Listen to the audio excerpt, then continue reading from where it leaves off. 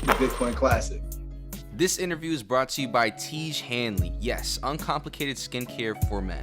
For all your skincare needs, just click the link under our video. Now, back to business. The TBC new interview drops right now.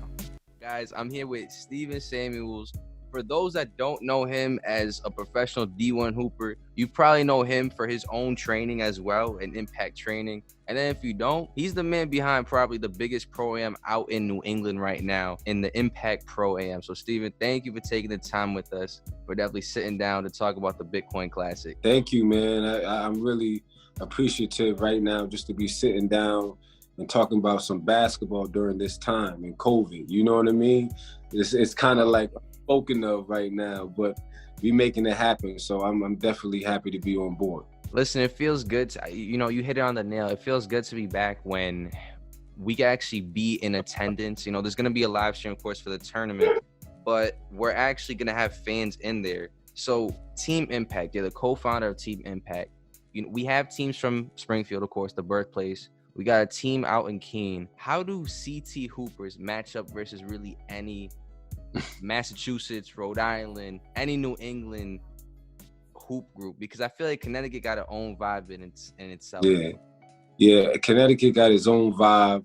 I would say the Hartford County definitely has its own vibe. We stay tight knit to each other. We want to make sure that collectively CT we stay unified. You know what I mean? But when it comes to New England, man, I think we have there's a lot of talent out in New England. There's a lot of talent in the Springfield area. There's a lot of talent out in the Rhode Island area. Big up to them. But when I speak on, my talent and who, be grinding with me every day in the gym, I'm going with us.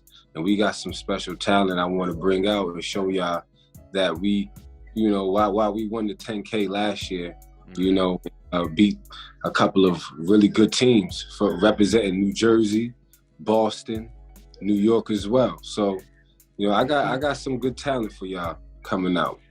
Now, you speak of talent. I think from what you said and what we spoke before the interview kicked off, I feel like you're the type of person not to talk about your own talents. You're a former D1 player yourself.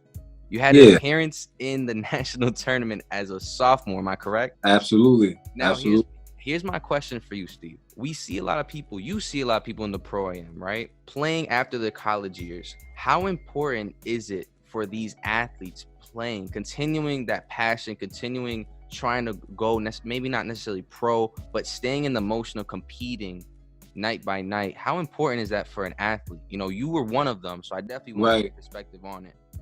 Right. I think, to be honest with you, it's very essential to be able to still keep that drive, still stay competitive, still motivate yourself, because you want to be able to bring it outside of basketball. You want to bring it on real life, lifestyle, compete, have a regimen, make sure, like, basketball molded me to be able to have a structured regimen day by day so I could be able to, be successful. So, I feel like you want to be able to stay competitive regardless, have that passion, don't lose it. You've been playing the game so long, you should be able to implement everything you learn on the court, off the court, so that's the most important thing, I think.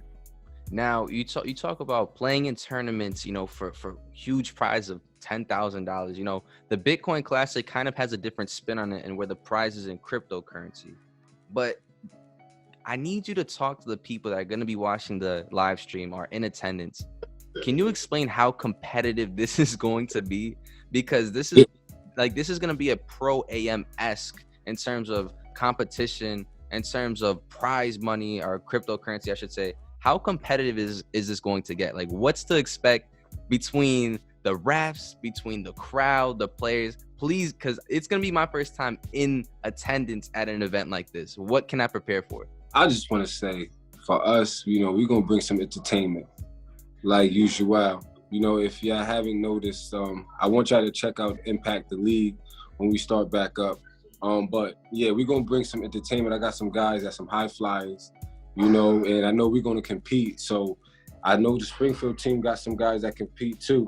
And I'm really, really hoping I could go ahead and get that first or even if it's in the championship, get that rematch, you know, with that Springfield squad, if it's the same Springfield squad I'm talking about. But I know that, you know, it's going to be some fun competitive games that's going to probably get down to the wire. But you know, I got some really good finishers in my roster, so I'm not really worried, to be honest with you. I'm not worried. I think we coming home with the Bitcoin, and then we gonna take ourselves to Miami, you know. Listen, you're chasing the Bitcoin bag. I hear that you're confident in your squad, as you should be. I talked to the Springfield squad earlier in the week. They talked about not necessarily being nervous or lack of confidence, but the pressure of, you know, being in the backyard of Springfield. You know, we're going to Bloomfield, Connecticut for this tournament for the first pit stop in CT. Do you folks feel any pressure at all with the fans being, you guys are the home team essentially? Like, we're in your backyard, really. Yeah, and that's why I love it. I mean, I love it. There's no pressure. What's pressure? Where is that? What is, you know, we're not doing that. You know, we in the backyard, this is what we do. And we gonna come correct. If they ain't gonna come correct, then that's on them. You know, I'm not saying anything. I just hope that it's gonna be a great game, and we're gonna come with some entertainment, and we're gonna make sure that we perform as we should. I'm excited to see it. You know, I'm gonna be doing the play-by-play commentation. So, you know, Steve, I definitely appreciate the time you took out with me just to sit down and talk about this. So definitely thank you for your time, my man. I appreciate you, man. Anytime. I definitely want to get in the studio when the COVID is over. We could probably have a second part two. After we get this chip and we going to Miami, we might as well go part two, you know? Listen, we gonna be sitting down having some pina coladas. That's what's gonna sound right like over there. You know, on me, you know, Bitcoin style, you know? Always. Hey, thanks for watching the Bitcoin Classic on YouTube. Make sure to like and subscribe to this video, and also ring that bell so you're notified when we have more content on the way. Also, make sure to follow us on social media as well. We'll see you next time. Peace.